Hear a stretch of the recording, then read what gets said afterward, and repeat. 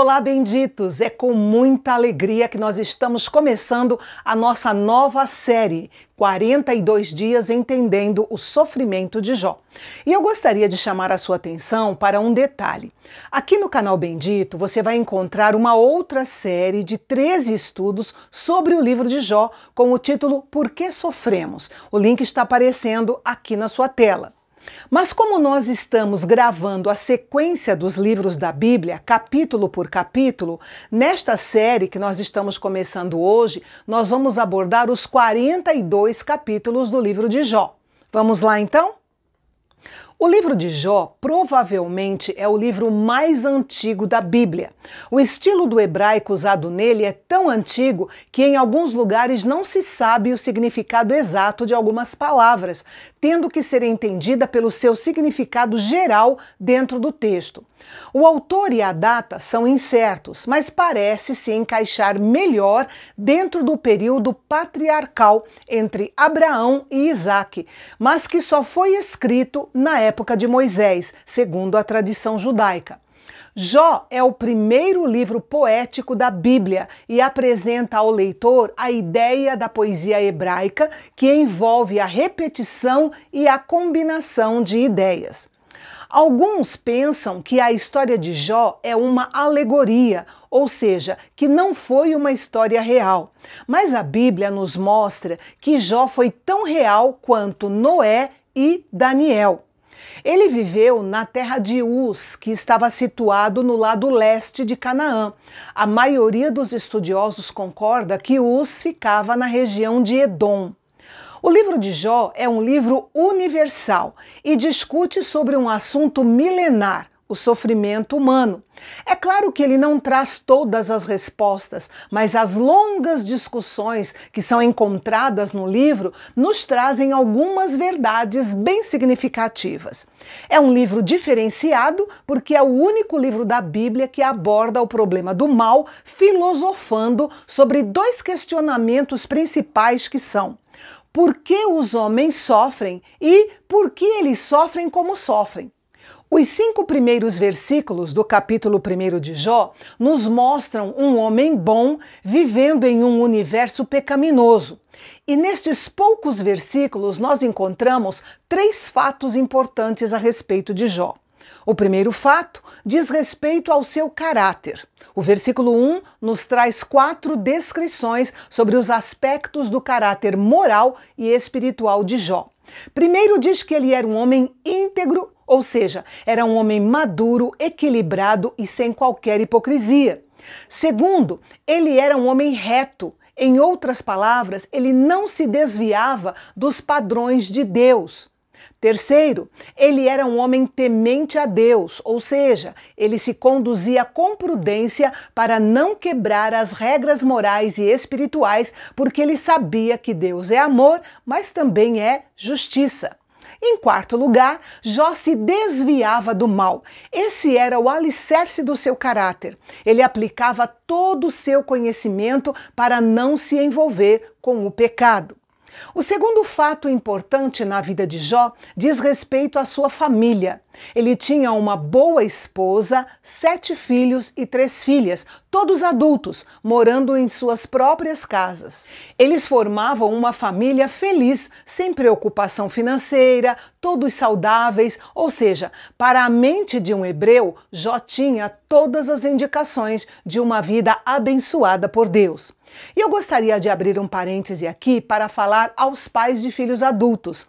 O exemplo de Jó nos traz algumas lições. A primeira é que Jó e sua esposa conseguiram criar seus 10 filhos em um ambiente de harmonia, de modo que seus filhos gostavam de passar tempo juntos, uns com os outros. A segunda lição é que quando terminava o ciclo de festas na casa de todos eles se reuniam na casa de Jó. Ele reunia os 10 filhos e fazia com que eles se purificassem. Nós vemos aqui a importância de uma reunião de família para abençoar os filhos adultos com suas respectivas famílias. A terceira lição é que Jó se levantava de madrugada e oferecia holocaustos ao Senhor por cada um dos seus 10 filhos. Note que não há nada que indique que os filhos dele faziam festas ímpias, mas Jó considerava com cuidado o bem-estar espiritual da sua família.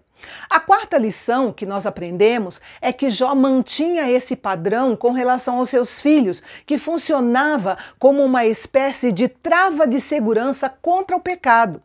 E com isso nós aprendemos sobre a importância de mantermos atos de fé para com os nossos filhos adultos. Quando eles crescem e se tornam independentes, ainda podemos fazer da oração um escudo de proteção e, pela fé, mover o braço de Deus em favor deles. E o terceiro fato importante sobre Jó diz respeito aos seus bens materiais. Naquele tempo, a riqueza era medida principalmente em termos de terras, animais e servos, e Jó possuía os três em abundância. Mas sua riqueza não o afastou de Deus. Ele reconhecia que os seus recursos vinham do Senhor e os usou para abençoar o próximo. Os primeiros versículos de Jó nos mantêm em terra firme, neste chão onde as coisas acontecem para nós e para o resto da humanidade.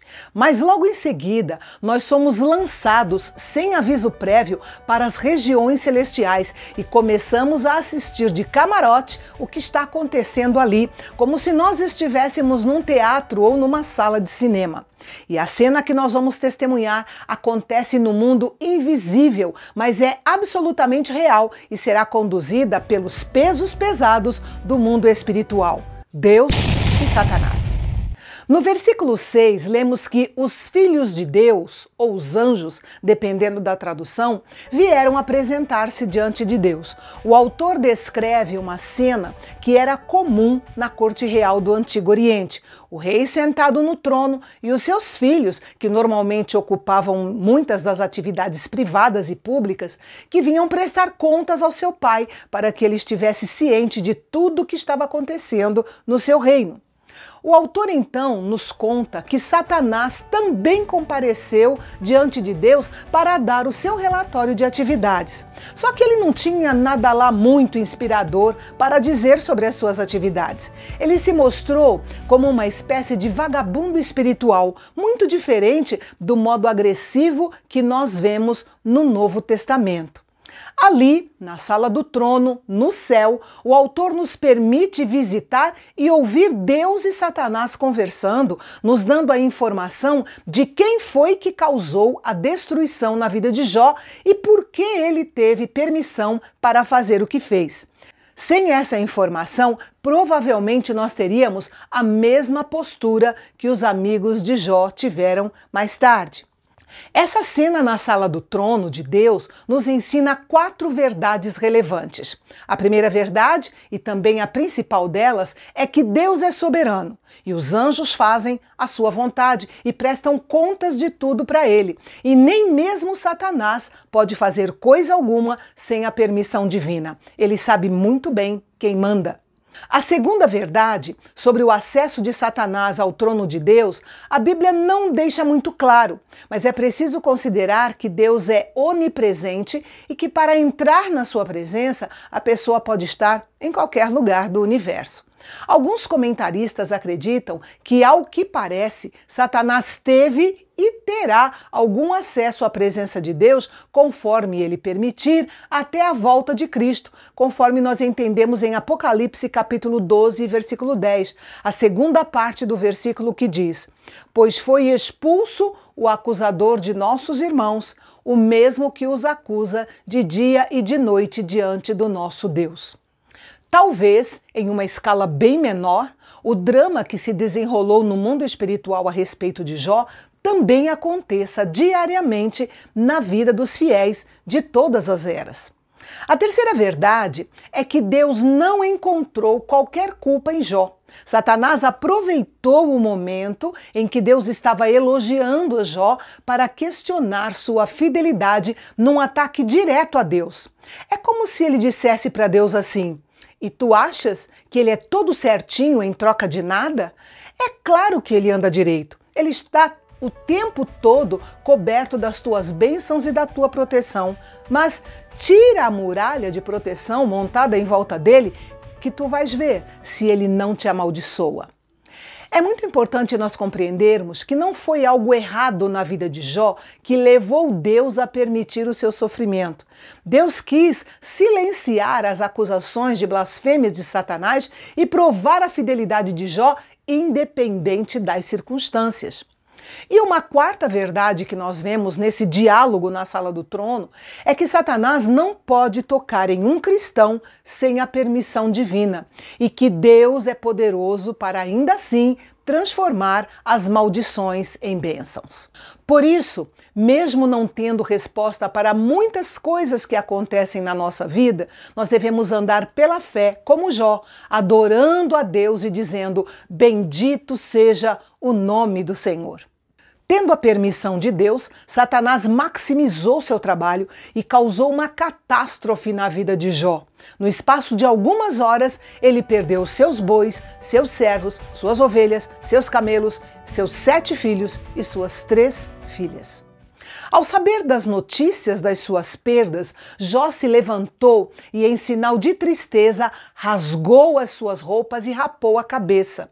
Note que ele não se cortou e nem se mutilou como os pagãos costumavam fazer.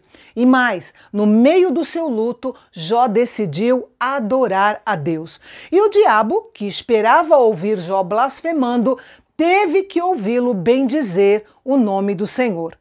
As palavras de Jó foram filosóficas.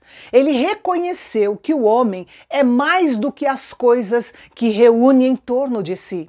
Neste primeiro ato da guerra espiritual, Satanás foi singularmente mal sucedido em tentar abalar a fé de Jó.